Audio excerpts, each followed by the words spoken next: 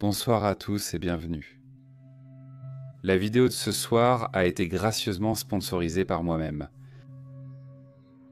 Pour tous ceux qui ne le savent pas, j'ai une deuxième chaîne qui est exclusivement dédiée aux nouveaux jeux, en réalité augmentée Harry Potter Wizards Unite, qui n'est pas encore sorti. Quoi qu'il en soit, énormément d'informations ont été dévoilées sur le jeu, et j'ai créé une grosse vidéo à ce sujet qui vient tout juste d'être mise en ligne. Maintenant, même si ça ne vous intéresse pas, j'apprécierais vraiment que vous alliez jeter un œil à la vidéo. Ça compterait beaucoup pour moi. Je la mettrai à la fin et dans la description si vous voulez le faire. Mais bref, sans plus attendre, il est temps de s'installer confortablement et de laisser l'obscurité prendre le contrôle. Je collectionne les planches Ouija. Je sais à quel point ça peut sembler étrange. La plupart des gens collectionnent des timbres, pièces de monnaie, affiches vinyles, etc. Je devrais sans doute préciser que j'ai des connaissances assez approfondies dans le domaine du paranormal. J'ai des expériences avec ça depuis mon enfance. Cela m'a amené à plonger dans le monde de l'investigation paranormale à l'adolescence et au début de la vingtaine, ce qui a coïncidé avec le début de ma collection de planches. Depuis, j'en ai accumulé une belle collection, mais il y en a une que je refuse même de garder chez moi. Je l'appelle la planche de Salem. Je faisais du maquillage d'effets spéciaux pour des films et j'étais à Salem, Massachusetts, pour un travail. Comme vous l'avez probablement deviné, je suis un passionné de tout ce qui est étrange, inhabituel et effrayant. J'étais donc ravi par cette opportunité. J'étais arrivé en ville quelques jours avant le début du tournage pour pouvoir me préparer, mais aussi pour faire un peu de tourisme. Je me promenais dans quelques boutiques et je suis tombé par hasard sur une qui avait une assez grande collection de planches Ouija. Certaines étaient vintage, d'autres en verre gravé et d'autres encore en bois brûlé. Au fond du magasin, une vitrine fermée à clé a immédiatement attiré mon attention. Seul en haut de l'étagère, il y avait une planche qui ressemblait à une coupe transversale d'une souche d'arbre. Elle portait les marques typiques d'une planche Ouija, mais elle semblait engravée à la main dans le bois. Elle était aussi couverte de runes. Je suis allé voir le gars derrière le comptoir et j'ai demandé « Combien ça coûte ?» « Ce n'est pas à vendre, dit-il doucement. « Pourquoi pas ?» Il jeta un regard vers l'armoire puis revint vers moi. Cette planche est faite à partir d'un arbre qui a servi à pendre des sorcières pendant les procès de Salem. Je le regardais d'un air sceptique. C'était une affirmation plutôt audacieuse, mais je voulais vraiment cette planche. Elle serait parfaite dans ma collection et ferait un excellent sujet de conversation. Vous êtes sûr que vous ne voulez pas la vendre ? Encore une fois, il a alterné son regard entre moi et l'armoire. 150. En espèces. Pas de retour. Je lui ai tendu l'argent et il est entré dans l'armoire pour la déverrouiller. Il a sans doute vu ma confusion quand il m'a tendu la planche. Il n'y a pas de gouttes fournies avec. La planche n'était pas vraiment destinée à être utilisée. Je ne savais pas trop comment répondre. J'ai simplement remercié puis quitté le magasin. Quelques mois plus tard, de retour chez moi à Seattle, dans mon appartement d'une chambre où je vivais seul, j'avais mis la planche de Salem dans une boîte dans mon placard. Comme j'attendais une nouvelle vitrine et que je n'avais vraiment nulle part ailleurs où la mettre. Mon placard avait 2 portes coulissantes et une étagère au-dessus de la barre où l'on pouvait accrocher des vêtements. L'étagère était en fait assez grande. Elle pouvait donc accueillir la boîte avec de la place en plus. Je me suis endormi ce soir-là avec la télévision allumée. J'ai été réveillé vers 3 heures du matin, par le bruit de quelque chose frappant la porte du placard. J'ai vérifié pour m'assurer que mon python royal Chronos était bien dans sa cage. Car chaque fois qu'il s'échappait, il essayait d'entrer dans mon placard où se trouvait le chauffe-eau. J'ai vu qu'il était enroulé sous sa bûche et j'ai ouvert prudemment la porte du placard pour voir que la boîte était tombée de l'étagère et reposait maintenant contre la porte. Perplexe mais somnolent, je me suis dit que je n'avais probablement pas assez avancé la boîte.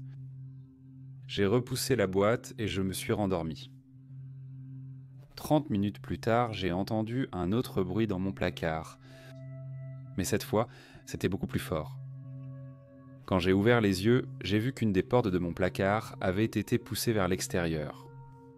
La boîte était encore tombée de l'étagère, mais cette fois, elle l'avait fait avec tellement de force. Elle s'était coincée entre mes vêtements et la porte. À ce stade, je commençais à m'inquiéter un peu. Au lieu de remettre la boîte sur l'étagère, je l'ai posée sur le sol de mon placard et j'ai fermé la porte. Quand je me suis réveillé le matin, je me suis tourné pour attraper mon téléphone sur la table de nuit et j'ai vu la porte de mon placard grande ouverte. La boîte avait été poussée au milieu de ma chambre. À ce moment-là, j'ai commencé à m'inquiéter.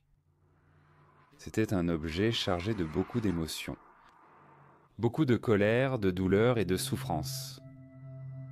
J'ai pensé qu'il valait mieux le garder dans une boîte et mettre la boîte dans mon espace de stockage. Quelques années plus tard, ma mère me harcelait pour que je vide des affaires de l'espace de stockage, car elle voulait y mettre les siennes. C'était en plein été et l'espace de stockage était étouffant. Je fouillais dans des cartons, jetant des affaires au hasard dans des tas, quand je suis tombé sur la boîte. La pièce est soudainement glaciale. J'ai enlevé le couvercle et j'ai regardé à l'intérieur. Le plateau de Salem était posé sur plusieurs autres planches Ouija que j'avais acquises au fil des années. Elles avaient entre toutes été fissurées en deux, en leur centre. Toutes, sauf le plateau de Salem. Je fixais la boîte, tentant de comprendre ce que je voyais. Ces plateaux semblaient avoir été brisés sur un genou. Ce n'était sûrement pas le résultat d'une chute ou d'un simple choc. J'ai retiré le plateau de la boîte et je l'ai placé dans un coffre en bois que j'avais hérité de mon arrière-grand-mère, qui se considérait comme une sorcière. Il est encore dans ce coffre. Je crois qu'il existe des forces dans ce monde que nous ne comprendrons jamais. Vous vous demandez sûrement pourquoi je n'ai pas jeté le plateau. D'une certaine manière, je me sens lié à lui. Il m'a appelé et j'ai répondu. Je me considère comme son gardien. Tant qu'il est avec moi, tout le monde est en sécurité. De tout ce qui ou de quiconque y est attaché. Pour une raison inconnue, ma tante a joué au Ouija avec moi à 8 ans. J'ai 23 ans maintenant. Je ne sais pas pourquoi, peut-être qu'elle pensait que cela ne changerait rien. Je me souviens de tout si clairement. J'étais nerveux et dès qu'on a posé nos doigts sur la planchette, elle a dessiné un symbole en forme de 8. J'ai lu que ce n'était pas bon, quelque chose à propos d'un esprit maléfique qui essaie de passer. Leur esprit disait que c'était un de nos parents morts depuis longtemps, mais je ne sais pas si je le crois maintenant. On posait des questions comme combien d'enfants j'allais avoir ou si j'allais obtenir mon diplôme à l'université. Et peu de temps après, la chaise de ma tante casse et elle tombe en arrière. J'ai eu une peur bleue. Est-ce qu'on a contrarié l'esprit ou quoi que ce soit qu'on avait invoqué? Au fil des années, j'ai remarqué que j'ai eu beaucoup de malchance. Mais pas seulement moi, toute ma famille aussi. J'ai eu l'impression que certaines choses avaient changé depuis que j'ai joué avec la planche Ouija. J'avais souvent de mauvaises pensées, et je voyais des ombres du coin de l'œil. Et c'est toujours le cas. Peut-être que je suis juste paranoïaque. Je rêvais aussi souvent de démons. Je me demande simplement si la planche Ouija est liée à ça. Ou peut-être que je n'ai juste pas de chance, car il m'est arrivé beaucoup de choses tordues dans la vie. J'avais 15 ans, je rentrais de l'école. J'ai salué mes 3 chiens comme d'habitude, et je les ai laissés sortir un moment. J'ai décidé de jouer à un jeu pendant 30 minutes. Et d'une manière ou d'une autre, un essaim d'abeilles tueuses est arrivé. Sur les 3, je n'ai pu en sauver qu'un seul. Ma famille ne me laissait pas sortir. J'ai dû me frayer un chemin à travers eux. Mes chiens n'étaient pas les seuls à avoir été attaqués par ces abeilles. Je crois qu'une personne a été tuée. C'était un cauchemar. Peu après, ma mère a eu un cancer. Heureusement, la chimio a fonctionné. 1 an après, elle a perdu la tête. Elle croit que je suis le fils de Satan. J'ai juste l'impression d'être la personne la plus malchanceuse, même en essayant de rester positif. Je vois toujours des ombres. Et je me réveille toujours vers 3 heures du matin. Je ne fais que des cauchemars en rêvant. C'est épuisant pour le moins. La vie s'améliore lentement. Et je me demande simplement si cela pourrait être l'œuvre d'un démon ou d'un esprit maléfique.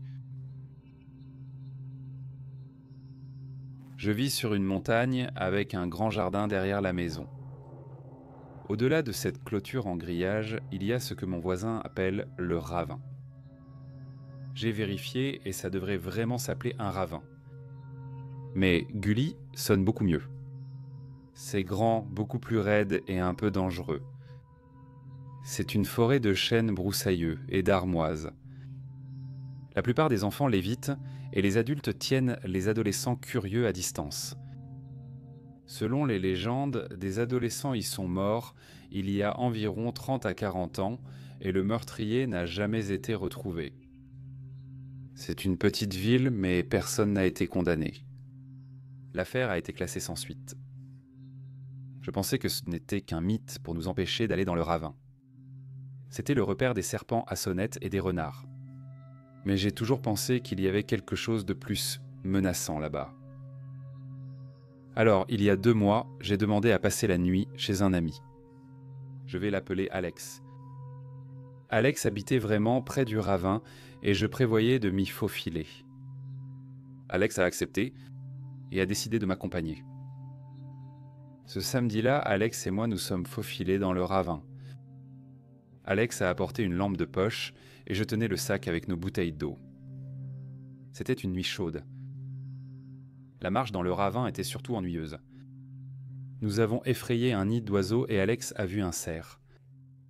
Ce n'est qu'en passant près d'un ancien lit de ruisseau que les choses ont commencé à mal tourner. Alex a dit quelque chose comme « Je ne me sens pas très bien », puis il s'est tourné et a vomi dans les buissons. Je leur ai donné de l'eau en demandant s'ils allaient bien et ils ont répondu que oui. J'ai commencé à trembler comme un fou aussi et j'ai failli vomir moi-même. Mes jambes tremblaient. Alors Alex et moi, on s'est assis.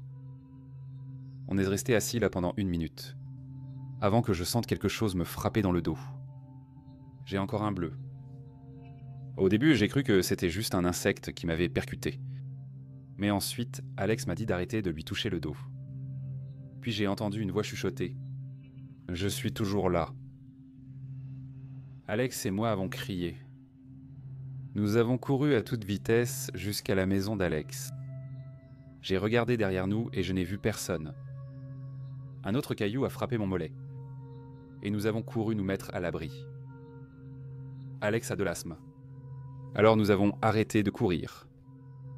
Il n'y avait que moi, les grillons et Alex qui haletaient. Aucun bruit de pas. Nous étions seuls dans le ravin. Alors qu'est-ce qui nous lançait des pierres ? Alex a finalement dit que nous étions prêts à rentrer à la maison et nous avons commencé à marcher vers chez eux. En marchant, j'ai trouvé 2 grandes fosses dans le sol, probablement de la taille d'un matelas et un peu plus profonde que 3 matelas aussi. Alex s'est senti courageux et a sauté dans l'une d'elles, puis il m'a dit qu'il avait trouvé un morceau de papier avec du ruban de police, ainsi qu'une vieille semelle en caoutchouc et un collier, probablement juste des déchets. Je ne sais quoi penser avec ces rumeurs. C'est à ce moment-là que c'est arrivé. Soudain, je ne pouvais plus respirer. La capuche de ma veste s'était accrochée et je restais suspendu, les pieds en l'air. Laissez-moi me répéter. À au moins 60 cm du sol. J'ai été soulevé du sol et étranglé. Heureusement, Alex m'a crié de lever les bras et de glisser hors de ma veste, et nous avons filé vers la maison d'Alex sans nous arrêter pour rien. Je pense que la rumeur était beaucoup plus fondée sur la réalité, et ils ne veulent pas qu'on voie ce qui se passe là-bas.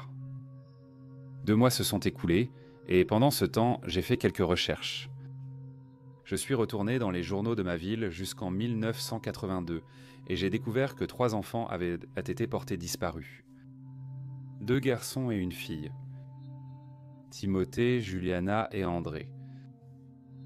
En faisant quelques vérifications, j'ai trouvé les pierres tombales de Juliana et Timothée au cimetière. Elle avait 16 ans. Andrés a été enterré dans sa ville natale, située à quelques états de là. Dans les journaux, j'ai trouvé l'adresse de leur famille et j'ai rendu visite à la seule sœur de Juliana, Marie. Après l'avoir rencontrée, j'ai interrogé sur Juliana. Elle m'a montré des photos de son enfance, puis des photos des funérailles. Ça a été très difficile pour cette vieille femme de revenir sur la mort de sa jeune sœur, mais elle m'a tout raconté ce qu'elle savait tout. Elle, André et Timothée étaient de très proches amis au collège, et ils sont restés amis jusqu'à la fin de leur vie, une nuit. Ils étaient à une fête et se sont retrouvés très ivres. D'une manière ou d'une autre, le lendemain matin, Juliana a été retrouvée enterrée dans une tombe peu profonde dans le ravin, et la police a fouillé tout le ravin. Ils n'ont trouvé qu'André. Il était allongé face contre terre dans l'ancien lit de la rivière et il était mort. Les familles en deuil ont organisé les funérailles de Timothée et de Juliana en même temps. Sur les photos de leur cercueil ouvert, je les ai vus, et son visage pâle hante encore mes rêves. Et Timothée ? Son cercueil était vide. Marie a dit qu'elle ne l'a jamais aimé, il était toujours si agressif et tyrannique. Elle avait demandé à Juliana de ne plus le voir, mais elle l'a ignoré. Alex croit que le fantôme de Timothée nous a attaqués. Je ne sais pas quoi penser. Je ne sais pas si écrire ceci changera quoi que ce soit. Je n'ai toujours pas ma veste. Qu'est-ce que tu en penses ? Je croyais que ça finirait par passer. Mais Alex m'a appelé vendredi pour que je les rejoigne chez eux. J'y suis allé tout de suite, et ils m'ont montré une planche Ouija. Oui, nous sommes allés dans le ravin, pour essayer de contacter Timothée. Je n'aime pas les planches Ouija, mais j'ai mis mon téléphone pour enregistrer. Heureusement que je l'ai fait, parce que je ne me souviens de rien entre le moment où j'ai touché la planchette et celui où Alex l'a jetée dans les buissons. L'audio était très difficile à comprendre. J'ai compris l'essentiel maintenant. Alex dit « Je m'appelle Alex », puis il l'épelle. Et moi je dis « Je m'appelle Kai, je l'épelle ». Nous essayons de joindre Timothée. 40 secondes passent et je commence à me sentir mal. Ensuite, nous lisons au tableau. I am, oh super, Tim. Nous ne cherchons pas de problème, seulement des réponses. D'accord pour discuter avec vous? N-O-U-S. Nous avons alors posé des questions pour vérifier si c'était vraiment Timothée. Ça semblait pas bien se passer. Timothée, que c'était Tomate. Que s'est-il passé en 1982? 90 secondes passent. Rien. Alexandre et moi parlons de la froideur et cherchons des réponses. Timothée, que s'est-il passé en 1982? N.O. Jury. Ce n'est pas une réponse. J-D-I-E-D 1982. Oui, nous savons que Juliana est morte. Qui l'a tuée? D-E-D-U. D-I-E. Pour moi, je ne sais pas. Tim, est-ce que quelqu'un d'autre est ici avec nous, comme André ou Juliana et E? Pouvons-nous leur parler? Non. Pourquoi pas? Ils sont partis. Alex est en colère? Alors dis-nous ce qui s'est passé. Alex m'a dit que la planchette s'est déplacée vers non, mais n'a rien dit et l'a remise au milieu. Dis-nous ce qui s'est passé ou on brûle la forêt. Arrête, Alex. Brûle-moi et tu brûleras aussi. Est-ce que tu les as tués? Alex répéta cela après 1 minute sans rien. Alex et moi avons baissé les yeux. Et... Après être arrivé aussi loin, Alex a jeté la planchette et je suis sorti de la transe dans laquelle j'étais. Puis je me suis précipité après Alex. Nous sommes retournés chez eux en courant et nous sommes rentrés chez nous en silence. Une fois arrivé, Alex est resté assis sur le siège du conducteur, fixant le vide. Mon téléphone a arrêté d'enregistrer à ce moment-là, alors j'ai demandé si je devais le repasser. Alex a dit non, puis m'a dit qu'il ne devait plus jamais toucher à une planche Ouija, même pas celle qu'on avait laissée dans le ravin. J'ai demandé ce qui s'était passé, mais Alex a crié, me reprochant d'avoir oublié. Alex a des problèmes de colère, alors je l'ai calmé et je lui ai simplement dit bonne nuit. Ils ont exigé d'entrer avec moi pour sortir du froid, alors je leur ai préparé une tasse de thé et ils se sont endormis. Quand j'ai écouté l'audio pour la première fois, j'ai entendu des chuchotements dans les moments de silence. Je ne voulais pas les inclure dans la transcription parce que j'avais l'impression que ce n'était que le vent. Je n'allais même pas en parler jusqu'à ce que je les écoute pendant qu'Alex dormait. Je ne plaisante pas. Alex a aussi chuchoté pendant qu'il dormait les lettres A, D, I, E, D, U, D, I, E, au même moment où on les lisait dans la vidéo. J'ai paniqué, j'ai vraiment eu peur, j'ai attrapé la Bible au cas où un fantôme essaierait de me faire peur sur le moment et il ne s'est rien passé pendant longtemps. J'ai réveillé Alex. Et ils ont passé la nuit. À ce stade, je ne sais pas quoi faire. Je jure que tout cela n'était pas inventé, même si j'aimerais que ce soit le cas. Je prie pour que ce soit juste Alex qui me fasse une blague, mais comment peut-on inventer des trucs pareils ? Je veux juste raconter une histoire qui m'est arrivée à l'école primaire. J'avais 10 ans quand mon arrière-grand-mère est morte. Nous étions très proches d'elle puisqu'elle habitait seulement à quelques pâtés de maison de chez nous. Elle a toujours été passionnée par le paranormal et elle pratiquait avec ses sœurs cadettes quand elle était plus jeune. Bref, elle était vraiment géniale et sa disparition nous a bouleversés, ma sœur et moi. Un jour, pendant que les adultes étaient occupés à préparer ses funérailles, nous avons décidé d'aller chez notre arrière-grand-mère avec 2 de nos cousins pour jouer et faire un peu de chasse au trésor dans sa cave. Parmi ces vieux objets de sorcellerie, nous avons trouvé une vieille planche Ouija, faite en bois massif, et qui avait une belle finition brillante. Je me souviens qu'elle nous avait dit que ce n'était pas un jeu pour les enfants, mais comme elle nous manquait beaucoup, nous espérions pouvoir essayer de lui parler à travers la planche. Nous avons tous décidé d'essayer, nous avons posé la planche sur une table et mis nos mains sur la goutte. Et avons commencé à poser des questions, sans savoir si nous obtiendrions une réponse. Après une dizaine de minutes, lorsque ma cousine avait abandonné et qu'il ne restait plus que ma sœur et moi à jouer, la goutte a commencé à bouger. Instantanément, nous avons tous les deux compris que ce n'était pas notre grand-mère. Parce que la chose qui nous parlait était sinistre et disait des choses vraiment terrifiantes. « Je vais te tuer. Le meurtre a besoin de sang. » Par peur, ma sœur et moi avons retourné la planche, comme un réflexe immédiat ou quelque chose comme ça, et nous avons lancé la goutte le plus loin possible dans la pièce. Nous avons alors couru au salon à l'étage, laissant nos cousins déconcertés. Ils nous ont rejoints dans le salon après avoir fermé le sous-sol. Nous leur avons raconté ce qui s'était passé, et après quelques tentatives pour nous calmer, ma sœur et moi avons cédé, pensant que tout était terminé. Nous avons même accepté de dormir là tous ensemble, puisque nos parents étaient de toute façon occupés. Vers 2 ou 3 heures du matin, ma cousine qui dormait à côté de moi m'a réveillé à cause d'une odeur d'œuf pourri. Cette odeur était si forte que je pensais qu'elle allait s'imprégner dans mes vêtements.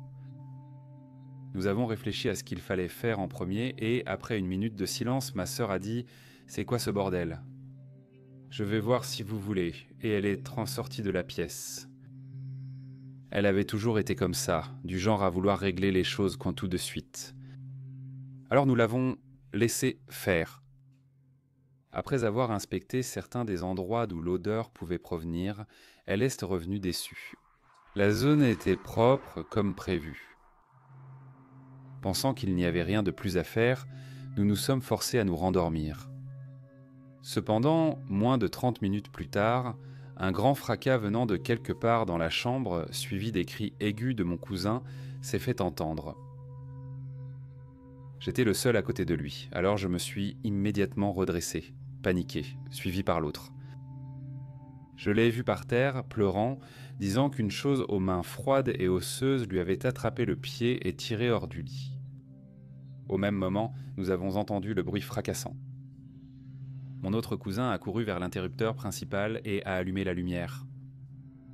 Ce que nous avons vu nous a choqués. La planche Ouija ainsi que la goutte étaient maintes et posées côte au là, sur le parquet, face aux liens sur lesquels nous dormions. Le bruit fort que nous avons entendu était probablement le son du bois tombant à plat sur un autre bois. Nous quatre n'avons pas perdu de temps. Nous sommes sortis de la maison en laissant la porte ouverte. Nous sommes allés chez notre grande-tante, sœur de notre arrière-grand-mère, qui habitait à quelques maisons. Nous avons frappé en criant et suppliant jusqu'à ce qu'elle ouvre. Quand nous lui avons expliqué ce qui s'était passé, son visage est devenu pâle et elle a couru vers la maison de notre arrière-grand-mère avec quelques-unes de ses affaires sans hésiter. Rappelez-vous qu'elle, avec notre arrière-grand-mère et une autre de leurs sœurs, pratiquait des lausiers et d'autres choses liées à la sorcellerie, donc elle savait probablement ce qui se passait.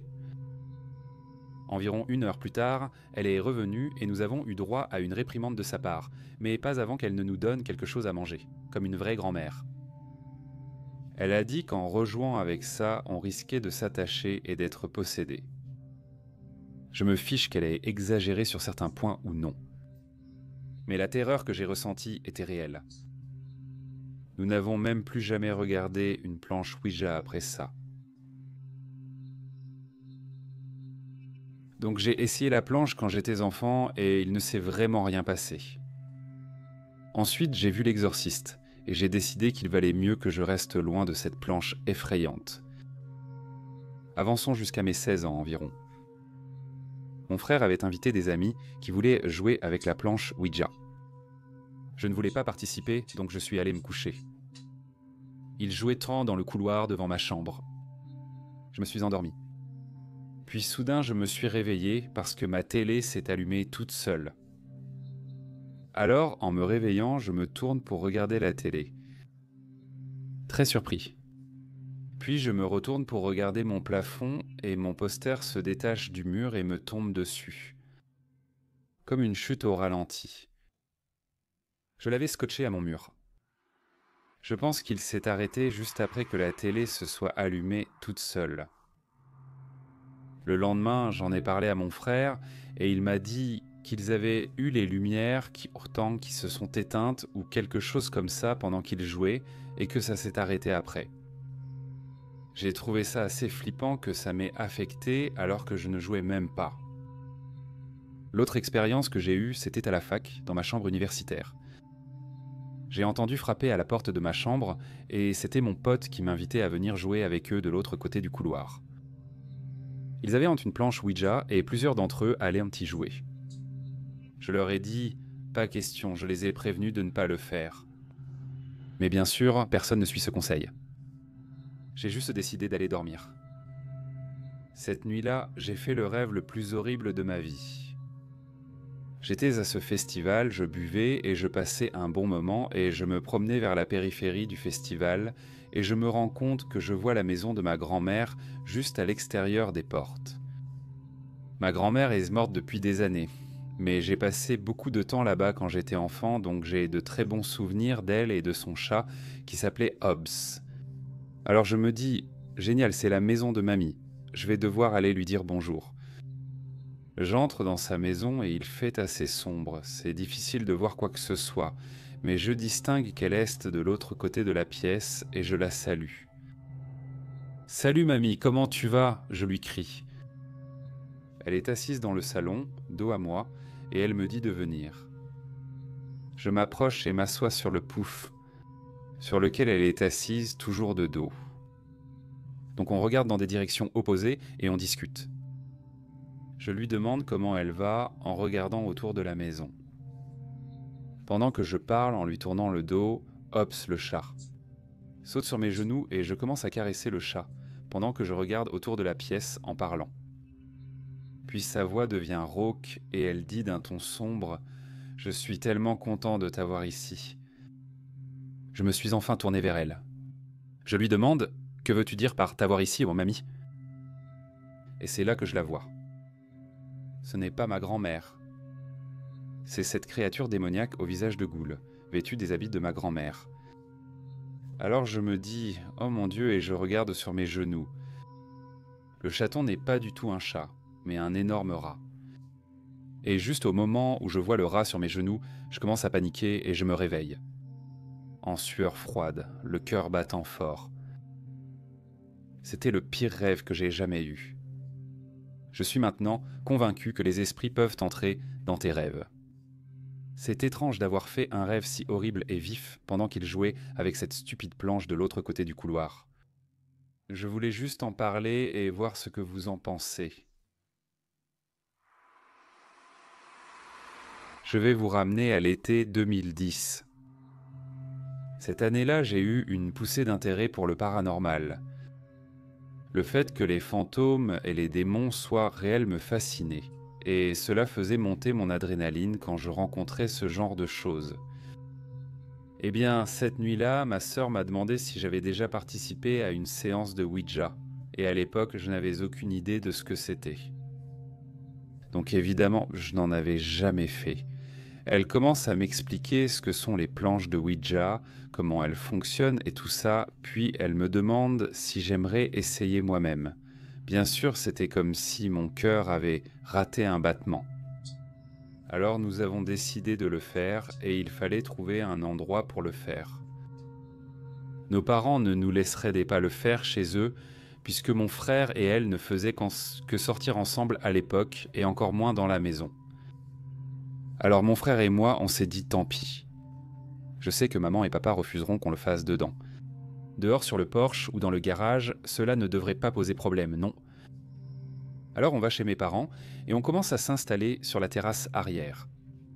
On a pris une bougie arc, sont des allumettes, un stylo, du papier, puis on s'est installé autour d'une table avec des chaises. Juste au moment où on commençait, mon cœur s'est mis à battre super vite, comme si j'étais vraiment nerveux. Je me demandais si ça marcherait vraiment. Alors on a tout mis nos mains sur la planche Ouija, et Brittany avait une main dessus, et elle pouvait écrire de l'autre, pendant qu'elle commençait à demander s'il y avait des esprits amicaux autour de nous qui voulaient communiquer. La planche Ouija a indiqué non. Ensuite, j'ai commencé à paniquer. Je touche à peine ce truc. Mes doigts effleurent à peine la planchette, que je tiens très légèrement. Cette pièce triangulaire, souvent dotée d'un cercle en verre au centre, sert à parcourir les lettres. J'ai demandé si quelqu'un la déplaçait. Ils m'ont dit d'arrêter de me moquer. Et j'ai pas de temps à perdre avec des conneries. Et tout le monde disait qu'on ne rigolait pas. On voulait tester si ça fonctionnait. Brittany a demandé à Nick d'être sérieux et d'arrêter de faire l'idiot. Alors la voix de Brittany est devenue ferme. Et elle a déclaré que seules les entités bienveillantes sont les bienvenues. Ici, toute entité violente n'était pas la bienvenue, qu'elle pouvait partir ou que nous mettrions fin à la séance. Nous avons attendu quelques minutes, remis la main sur la planchette, puis Brittany a redemandé « Y a-t-il des esprits qui veulent communiquer avec nous ce soir ?» La planchette s'est lentement déplacée vers oui. Donc bien sûr, peut-être qu'une entité nous mentait. Qui sait ? Nous avons donc décidé de continuer et tenter de communiquer avec l'esprit. Brittany demande s'il y a quelqu'un en particulier ici avec qui vous aimeriez parler. La planche à ce moment-là s'est déplacée assez rapidement vers oui, puis est revenue au centre. D'habitude, c'est vous qui ramenez la planchette au centre, mais cet esprit semblait la guider tout le temps. Nous étions en train de communiquer avec lui. Brittany commence à demander avec qui il voudrait communiquer en premier, et la planche a lentement épelé le nom d'Ashley. Maintenant, Ashley, qui commençait à être nerveuse, me demandait pourquoi il voulait commencer avec elle. Elle semblait devenir nerveuse et tout ça. Et je le serais aussi si ça avait spécifiquement voulu communiquer avec moi en premier. Alors Brittany dit à Ashley de lui poser une question à laquelle l'esprit pourrait répondre, s'il était un parent ou peut-être un démon qui s'intéresse à elle, et de poser une question dont seule elle connaîtrait la réponse, pas quelque chose de facile à deviner. Et Ashley a demandé en quelle année l'esprit était mort, et s'il avait déjà vécu. Je ne me souviens plus de l'année indiquée par l'esprit, mais je me rappelle qu'elle a dit que c'était celle du décès de sa mère. Et elle a commencé à devenir agitée et triste, mais elle était intéressée. Alors Brittany lui a dit de poser une question que seule sa mère connaîtrait la réponse. Je ne me souviens d'aucune d'entre elles, mais Ashley a posé des questions personnelles que seule sa mère pouvait connaître, même aucun de nous n'aurait su, et les choses ont commencé à devenir bizarres. Donc là, Ashley devient très émotive, croyant vraiment qu'elle parle à sa mère. Et à un moment donné, l'un de nous retirait ses doigts pour voir si ça fonctionnerait avec seulement 3 d'entre nous, puis 2. Et ensuite juste Ashley toute seule avec la planchette, qui bougeait encore légèrement, alors qu'Ashley ne faisait que survoler la pièce avec 2 doigts. Quoi que ce soit, il y avait un lien fort avec elle. Je me souviens que l'esprit a épelé à quel point il était reconnaissant qu'Ashley ait trouvé ma belle-sœur, que sa mère ne l'avait jamais quittée, et qu'elle était simplement heureuse qu'elle ait un nom et une véritable amie dans sa vie qui se souciait vraiment de sa fille. Après tout ce qui s'est passé, et je veux dire qu'on y a passé pas mal de temps, peut-être 1 heure, voire 2, à communiquer. Ashley a senti qu'elle avait posé assez de questions et a demandé à sa mère de rester avec nous, puis a demandé s'il y avait d'autres esprits amicaux qui aimeraient en communiquer avec nous. Et dans ce cas, veillerait-elle sur nous ? Eh bien, la planche a indiqué oui puis non. Nous avons demandé ce que cela signifiait et la planche a lentement épelé mal et bien et que les bons combattaient les mauvais. Nous avons remercié sa mère et les esprits pour leur protection, puis demandé si elle accepterait de communiquer avec les autres. La planche a indiqué oui. Nous avons commencé à faire des tours, mon frère et Katie posèrent des questions au hasard. Mon frère bêtement a demandé comment il mourrait. J'ai oublié. Mais je crois que la planche a indiqué l'âge, en supposant que ça voulait dire de vieillesse et juste des trucs nuls. Et les filles se sont toutes moquées de lui. Je suppose qu'on ne doit pas poser ce genre de questions. Il y a des choses qu'on ne devrait pas demander parce qu'on ne devrait pas savoir, il faut juste les laisser se dérouler. Bon, c'est arrivé à mon tour, et je n'avais pas vraiment grand-chose en tête. Je savais que je pensais à demander si j'allais mourir jeune, comme mon frère, juste pour embêter les filles. Mais pour être honnête, quand j'étais plus jeune, je n'ai jamais pensé que j'allais dépasser 18 ans. Je sentais juste que j'étais là pour passer du bon temps, pas pour longtemps. J'ai toujours un peu ce sentiment. Mais évidemment, j'ai dépassé 18 ans, même si c'était de justesse. Bref, j'ai demandé si mon grand-père allait bien, et s'il était arrivé au paradis. J'ai eu un oui, et une réponse pleine de fierté. Ensuite, j'ai demandé si je deviendrais un joueur de football à succès. Cette année-là, je venais de recevoir des offres pour aller jouer avec les Miami Hurricanes et Ole Miss, et je voulais savoir si je pourrais devenir professionnel. La planche a dit oui. J'étais excité et je lui ai demandé quelle offre je devrais accepter, laquelle serait la meilleure pour moi. Et elle a dit « Mademoiselle ». J'étais excité parce que c'était l'école où je voulais aller. Mais j'avais aussi l'impression que c'était peut-être des réponses faciles. Peut-être qu'il peut lire ce que je veux. Voilà comment il me répond. Sommes-nous sûrs de communiquer encore avec la mère d'Ashley ? J'ai demandé si je serais accepté à Ole Miss. La planche a dit non. Je me suis blessé. Cette merde m'a bousillé. J'ai demandé pourquoi, et ça a lentement écrit « accident ». J'ai dit « quel accident ? Est-ce que je vais être blessé ?»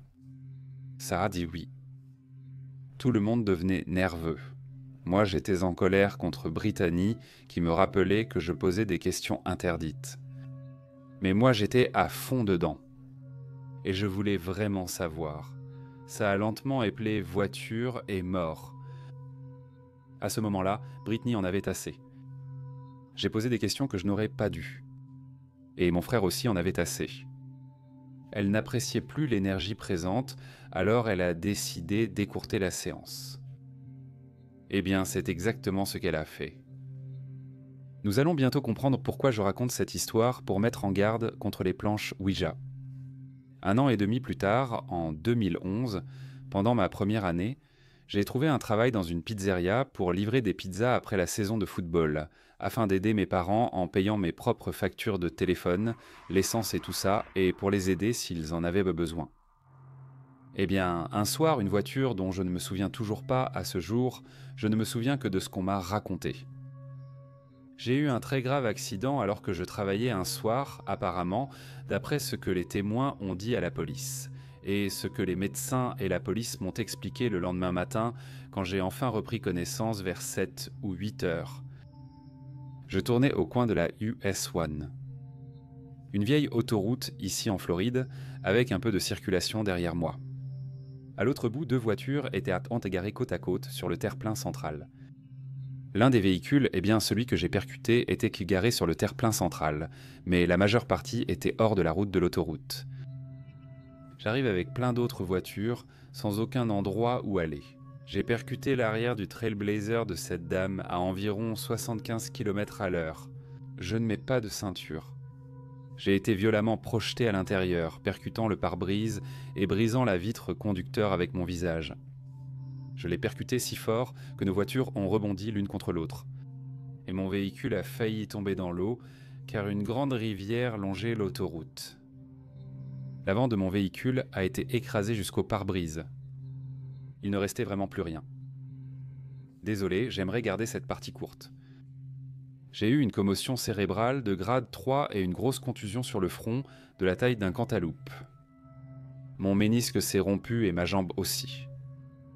Je suis resté en soins intensifs pendant 2 semaines. Je n'ai pas pu retourner à l'école cette année-là et j'ai dû étudier à la maison car mon état m'empêchait presque de marcher à cause de muscles déchirés et de fractures aux jambes. Je faisais des crises d'épilepsie et les médecins craignaient que je me cogne la tête et meure facilement. Je suis resté en fauteuil roulant plusieurs mois chez moi.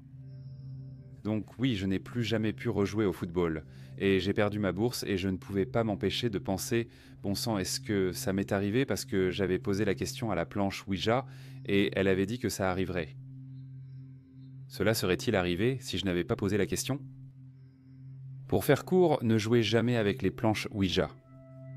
Soyez très prudents pour ceux qui le font. Et surtout, attachez vos putains de ceintures, les gens. Une expérience avec une planche Ouija que malgré mon grand scepticisme, je n'arrive pas à expliquer complètement. Il y a des années, mon meilleur ami, un autre ami et 3 filles étaient chez l'une des filles pour Halloween. On comptait juste passer l'après-midi et la soirée à se détendre et regarder des films d'horreur. Pendant l'après-midi, la fille chez qui on était dit qu'elle a une planche Ouija et qu'on devrait jouer avec. Les 3 filles s'étaient vraiment excitées à l'idée de le faire. Mon meilleur ami est plutôt superstitieux et très réticent. Moi-même et un autre ami sommes plutôt sceptiques, mais indifférents à l'idée de le faire car cela nous semblait inutile. Encore plus quand elle l'a sorti. Et c'était une sorte de truc pourri qu'elle avait fabriqué elle-même, avec un bout de bois et un marqueur, et un des verres à whisky de son père comme planchette. Mais nous étions des adolescentes, et elle finissait inévitablement par avoir gain de cause. Mon amie superstitieuse ne veut toujours rien avoir à faire avec ça.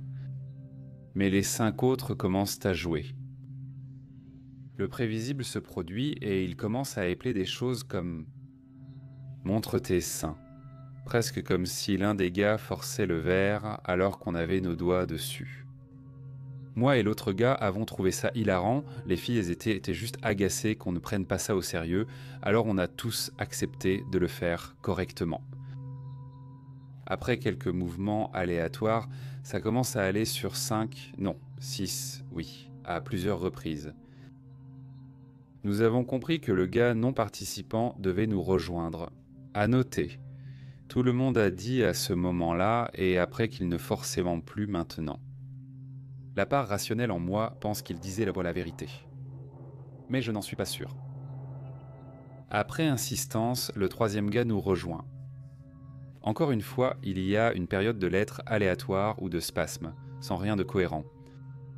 Puis il commence à répéter une séquence de 3 lettres, et quelques chiffres encore et encore. Soudain, le gars qui avait rejoint saute en arrière. Par instinct, nous agissons tous pareil. Le verre tombe et est tout embué, avec une croix gravée à l'intérieur. Les forêts paniquent un peu. J'ai expliqué que le verre s'était évidemment embué parce qu'on avait passé longtemps avec 6 mains d'adolescents moites sur un verre froid retourné. Ça s'appelle la condensation et c'est loin d'être surnaturel. La croix était probablement un défaut déjà présent dans le verre.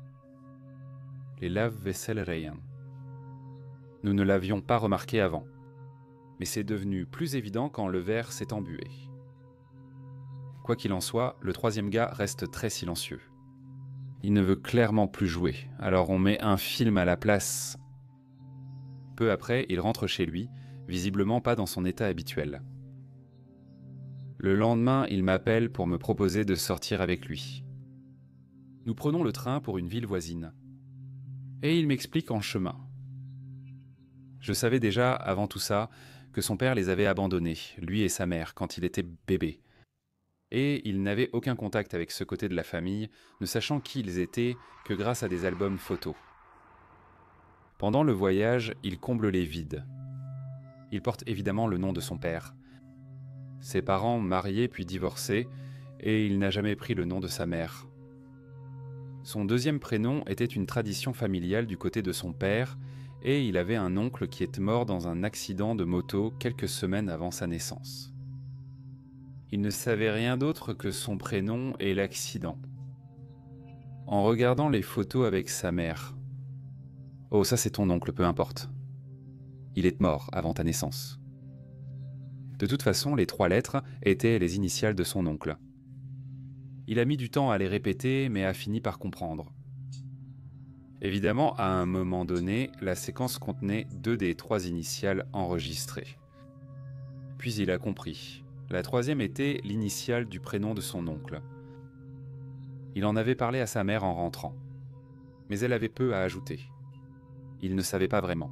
Et nous étions maintenant dans un train pour nous rendre au cimetière où son oncle était enterré, afin qu'il puisse voir s'il pouvait donner un sens à ces chiffres. Sa mère connaissait le cimetière depuis les funérailles, mais depuis le divorce, elle n'y était pas retournée, et lui n'y était jamais allé auparavant. Notez qu'à ce stade, la vapeur et la croix, les éléments que tout le monde trouvait les plus effrayants, j'étais certain qu'ils s'expliquaient comme je l'avais dit, et je maintiens cette position à ce jour, malgré ce qui va suivre. Je me disais maintenant que peut-être les autres n'étaient pas au courant. Peut-être qu'il était devenu plus curieux du côté paternel de sa famille maintenant qu'il était plus âgé et qu'il avait récemment visité la tombe. Et ils s'étaient tous ligués pour essayer de me faire peur, l'un d'eux ou peut-être tous les autres forçant le coup du 5, non 6, oui, et lui rejoignant à contre-cœur. La vapeur et la croix étaient toujours, selon mon explication, une simple coïncidence chanceuse, et maintenant nous étions en route vers une grande révélation prévue à l'avance au cimetière qui, selon leur plan, devait me faire mourir de peur. Nous arrivons au cimetière, nous errons pendant des lustres à essayer de trouver la tombe, et nous finissons par la trouver, et la mystérieuse suite de chiffres qui suivait les 3 lettres était le chapitre et le verset de 2 inscriptions bibliques sur 2 pierres. Je dois admettre que si je n'avais pas déjà percé à jour leur petite combine, ça aurait été plutôt malin. Je tape dans la main de mon ami pour le féliciter d'une ruse qui aurait été brillante si je ne l'avais pas démasqué. Je le vois assis par terre, fixant la tombe, puis il commence à sangloter. Il est resté assis, les larmes coulant sur ses joues. Maintenant, ce gars-là peut mentir, il peut faire des blagues, et ma façon de rationaliser tout le reste, et toute personne prétendant être surnaturelle, ferait de moi la cible idéale pour une blague effrayante d'Halloween. Mais une chose qu'il ne peut pas faire, c'est jouer la comédie. Il était manifestement et sincèrement bouleversé. Je suis simplement allé m'asseoir à côté de lui. Nous sommes restés assis des heures avant de rentrer chez nous, en silence. C'était au milieu des années 90. Il est toujours mon meilleur ami. Au fil des ans, je l'ai parfois pressé de refaire une séance de Ouija avec moi, étant curieux car c'est le seul avec qui j'ai eu un semblant de résultat, mais il refuse toujours. Il ne veut pas parler de ce qui s'est passé, pas comme s'il me faisait la tête, mais il change simplement de sujet. Cependant, peu de temps après cet événement, il a commencé à rechercher ce côté de la famille, il s'est réconcilié avec son père et a rencontré ses demi-frères, etc. L'été dernier, ma famille et mes amis ont fait un voyage dans une station de montagne. Il y avait moi, mes parents, ma petite sœur, mon frère et 2 de mes amis. Nous avons loué un assez grand appartement dans la station, qui avait un balcon. Une nuit, vers 1h du matin, j'étais sur le balcon avec mon frère et mes 2 amis. Nous avions une conversation très philosophique et nous discutions de sujets comme l'existentialisme. Les fantômes ont été mentionnés par mon frère H et j'ai accepté qu'ils existaient. L'un de mes amis, Chas, a dit qu'il était indifférent sur le sujet, tandis que mon autre ami, Breden, a affirmé que tout ce qui était paranormal était complètement absurde. Immédiatement après que Breden ait exprimé son opinion, j'ai ressenti une présence. C'est difficile d'expliquer exactement ce que j'étais en train de ressentir. Mais c'était comme la sensation d'être observé de très près, comme si quelque chose se trouvait juste derrière moi. Des frissons ont parcouru tout mon corps, mais je n'ai rien dit. Peu de temps après que Braden ait dit ce qu'il a dit, il s'est soudainement senti extrêmement mal à l'aise. J'ai l'impression que quelque chose est ici. C'est quoi ce délire, mec, tu le sens ? S'est-il exclamé. Tout le monde a regardé autour de soi, choqué, et nous avons tous confirmé la même sensation. J'étais un peu flippé, mais j'ai plaisanté en lui disant qu'il n'aurait pas dû dire que les fantômes, c'était des conneries, parce qu'il en avait clairement énervé un. D'un ton désolé, il n'arrêtait pas de répéter qu'il y croyait. Braden a une forte force mentale, et honnêtement, je ne voyais pas pourquoi il continuerait à essayer de nous embêter, surtout vu le sérieux de toute notre conversation. Alors que mon niveau de paranoïa restait le même, l'état de Braden semblait empirer. Il a dit qu'il ne se sentait pas en sécurité ici et qu'il voulait juste rentrer à l'intérieur. Nous étions tous d'accord. Au moment où nous allions nous lever, il s'est figé. Je pense... Ça vient de communiquer avec moi, je te jure que ce n'est pas une blague. Il a commencé à insister sur le fait que 2h du matin, c'était vraiment, vraiment important. Et il ne savait pas pourquoi. À ce moment-là, tout le monde était vraiment effrayé et se sentait menacé. Alors on a suivi le mouvement. Il était environ 1h15 à ce moment-là. Et nous avons essayé de réfléchir à ce que cela pouvait signifier. Après quelques idées, mon frère a suggéré qu'on devrait essayer de communiquer avec une planche Ouija. Cela semblait extravagant. Nous n'en avions même pas. Mais Braden a dit qu'il sentait que c'était la réponse. Certes, tout cela semblait ridicule, mais ce qui s'est passé ensuite n'a fait que devenir plus fou. Chase a suggéré qu'on en fabrique simplement un, alors c'est ce qu'on a fait. On a pris une feuille de papier et un verre à shot dans la cuisine et on a construit notre propre planche. On est allé sur internet et on a essayé de la rendre aussi détaillée que possible. On a réussi à faire une reconstitution correcte, mais on restait quand même sceptique sur toute la situation. J'ai même suggéré qu'on devrait arrêter et aller se coucher, mais Braden ne voulait pas lâcher l'affaire. Je me suis dit qu'on pouvait au moins lui faire plaisir. On s'est tous réunis autour du plateau dans la chambre. Nous avons suivi tous les protocoles et procédures devant se trouver en ligne et avons commencé. Nous avons tous juré de rester immobiles. Et même si je suis conscient de l'effet idéomoteur, les événements qui ont suivi étaient vraiment convaincants. Nous avons demandé le nom de l'esprit, mais au début, rien ne s'est produit. Le verre s'est mis à bouger lentement. T, puis E, puis D, ça appelait Ted, bien sûr. Tout le monde s'est regardé avec un scepticisme pessimiste. Le chef du cercle a posé plus de questions. L'esprit nous a dit qu'il était mort dans un accident.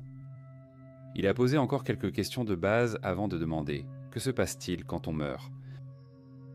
Le verre semblait bouger plus vite cette fois, et avec plus de force, il a rapidement épelé « Dites au revoir ». Notre question suivante était « Pouvons-nous dire au revoir ?»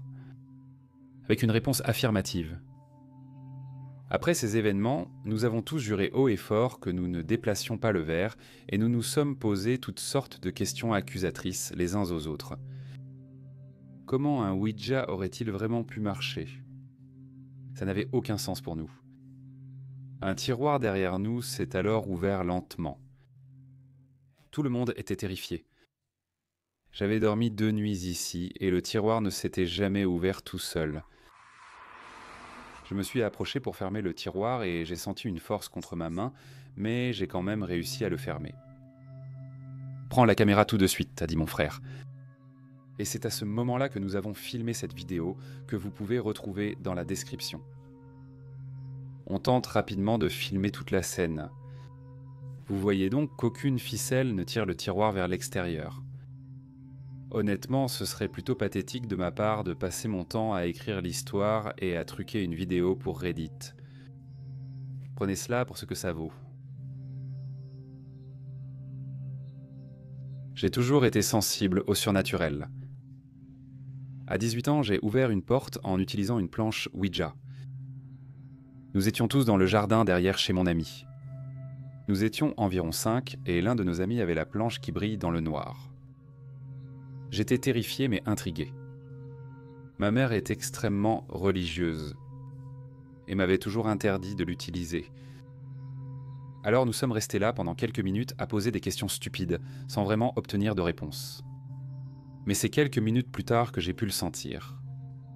Il y avait quelque chose là. Mes mains ont commencé à trembler comme un fou. Et bien sûr, mes amis ont commencé à se moquer de moi. Mais ils ne savaient pas ce qui se passait. J'ai commencé à entendre une respiration profonde et masculine dans mon oreille. J'ai tenté de croire que c'était mon amie Megan à côté de moi. Mais elle n'était pas assez proche. Et elle ne respirait pas aussi fort non plus. Dans ma tête, je me disais « Va-t'en, va-t'en, va-t'en ». Et finalement, c'est parti. Je ne peux toujours pas l'expliquer. C'était étrange, parce que pendant que ça se passait, je n'en ai parlé à personne. J'étais assis là, paniquant, en silence. Alors qu'on rentrait tous à la maison, j'ai supplié mon amie Megan de dormir chez moi parce que je savais que quoi que ce soit qui avait soufflé dans mon oreille allait me suivre. J'ai demandé à Megan si elle avait entendu une respiration d'homme et elle m'a dit que non, et en gros, elle pensait que j'inventais tout ça. Pendant le mois qui a suivi, je ne plaisante pas, ma maison était hantée. Je ne pouvais pas dormir sans laisser la lumière allumée et de la musique dans les oreilles. Chaque nuit, j'entendais des pas devant ma porte et me réveillais souvent à 3 heures du matin. Après un mois, ma mère m'a fait asseoir. « Ashley, qu'est-ce qui se passe, mon sang ?» Je ne lui ai pas parlé de l'utilisation de la planche, parce que je savais qu'elle serait furieuse. « Oh, rien, maman. »« Rien du tout. »« Ashley, dis-moi ce qui se passe. » Depuis un mois, j'entends des bruits de pas, et la nuit dernière, quelque chose m'a griffé le pied. Je l'ai juste regardé, stupéfait, parce que je pensais que ça ne m'arrivait qu'à moi. J'ai littéralement craqué en pleurant, et je lui ai tout raconté. Ensemble, nous avons purifié la maison avec de la sauge, dit quelques prières, et c'est incroyable à quel point l'ambiance de la maison était différente. Je me suis senti plus léger et apaisé. Depuis ce jour, j'ai pris conscience des fantômes. Mais en général, ils viennent à moi dans mes rêves. Les planches Ouija fonctionnent, si vous vous êtes déjà posé la question. Ça ne donne peut-être pas l'impression de marcher, mais tu ouvres littéralement une porte et ils ne se manifesteront pas forcément sur la planche. Et il s'avère qu'un autre gars s'était suicidé dans la maison, là où nous avons utilisé la planche. Donc j'ai 17 ans. Un de mes meilleurs amis s'est suicidé récemment. Les temps ont été vraiment durs. Depuis que j'ai appris la nouvelle, je suis très triste et j'ai des pensées suicidaires. Et des choses étranges ont commencé à se produire chez moi, avec des objets qui volaient à travers la pièce, des bruits de pas, et je retrouvais des choses à des endroits bizarres. Hier, ma sœur et son amie, âgée de 16 ans, voulaient qu'on fabrique une planche Ouija juste pour s'amuser et essayer de parler avec la présence qui était dans la maison. J'étais là genre, mais c'est quoi ce délire? Pourquoi pas? Et en fait, je ne croyais pas vraiment à tout ça. On en a fabriqué un en papier. Moi, Tilly et Ebony. On était là à poser des questions. Ça n'a rien fait. Ça n'a jamais marché quand Tilly ou Ebony essayèrent d'être le médium. Alors j'ai essayé. J'ai commencé à poser des questions et ça a commencé à bouger, et nous avons commencé à ressentir d'étranges sensations dans nos corps et à sentir une force puissante sur la planchette. Nous nous sommes tous regardés, confus, en la regardant épeler différents mots, alors que nous nous accusions tous mutuellement de la bouger exprès. Nous avons eu peur et l'avons déplacée vers « au revoir ». Je me suis demandé si, puisqu'on pouvait communiquer si facilement, on pourrait aussi joindre mon ami décédé. J'ai commencé à penser très fort à mon ami, et j'ai dit que s'il était encore là, qu'il se manifeste. Ça a recommencé à bouger, mais à une vitesse différente. J'ai noté les lettres de la main gauche. Ça a déplé de retour vers les amis. Puis ça a lentement dit « Je t'aime ». Et je l'ai écrit sur le papier. J'étais en larmes, j'avais l'impression qu'il était avec moi. J'ai demandé s'il allait bien. La planchette a bougé vers oui. Mes amis et moi étions choqués et effrayés. C'était émouvant. J'ai demandé s'il y avait un message à transmettre à tes proches. Nous avons regardé la goutte se déplacer jusqu'en bas dans le coin de la page où j'avais écrit « Je t'aime » et elle s'est arrêtée là. Il a ensuite dit « Au revoir ». Nous avons expliqué à ma mère choquée ce qui s'était passé. Elle ne nous a pas cru, alors j'ai dit « D'accord, essaie avec nous ». Nous nous sommes assis.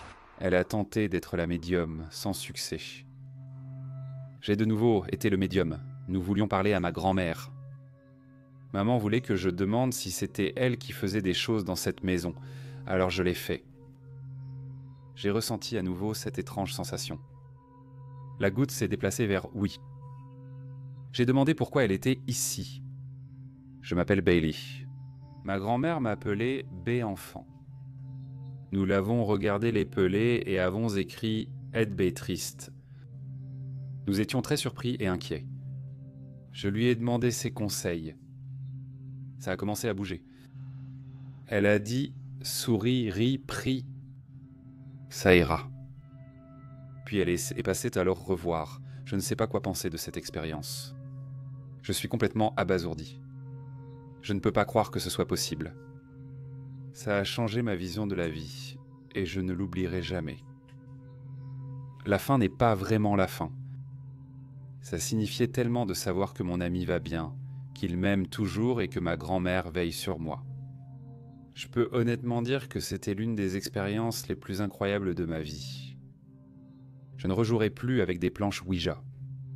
Parce que ce que cette expérience m'a appris, c'est qu'il semble que les esprits peuvent être facilement attirés, et donc ma chance de laisser entrer quelque chose de maléfique serait probablement assez élevée. Je partage simplement cette histoire maintenant parce que je trouve qu'elle est trop bonne et trop incroyable pour ne pas être partagée. Salut à tous, c'est Mortis Media ici, et merci beaucoup de m'avoir écouté. Donc la raison pour laquelle j'ai fait cette vidéo, c'est parce qu'il y a eu un sondage. J'ai lancé un petit sondage de 25 minutes et les planches Ouija ont battu les sectes avec une marge de 3%. Plutôt bien. Il semble que les maisons hantées étaient les moins populaires. Quand je dis maisons hantées, tu penses à des maisons hantées d'horreur, tu sais, avec des acteurs et tout ça, ou tu penses des fois à des maisons qui sont vraiment hantées. Je suis juste curieux parce que pour moi, ça a toujours été simplement une maison qui est hantée. Bref, comme je l'ai dit au début, j'essaye de promouvoir mon autre chaîne et la vidéo qui nous a littéralement pris, à ma femme et moi, 3 jours de travail presque non-stop juste pour la sortir. Ça a vraiment été très difficile, mais j'espère que ça en vaudra la peine pour ceux d'entre vous qui iront la regarder. Je laisserai un lien à la fin pour que vous puissiez aller la voir, donc ça devrait apparaître à l'écran très bientôt.